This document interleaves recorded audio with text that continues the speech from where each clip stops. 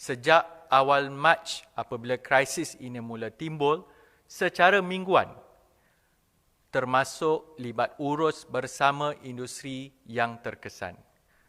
Keutamaan kerajaan ketika ini adalah jelas. Pertama, memastikan kehidupan rakyat dapat diteruskan.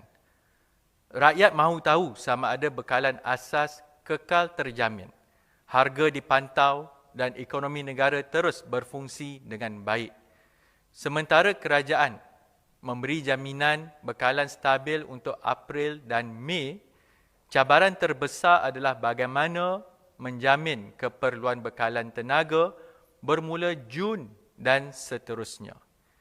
Ikhtiar digerakkan untuk memastikan kelangsungan bekalan dan perlu juga diteliti dari segi pengurusan permintaan atau penggunaan. Seterusnya, konflik tenaga global turut memberi kesan kepada rantaian bekalan barangan, memandangkan hampir semua sektor pengeluaran dan pengedaran bergantung kepada input tenaga.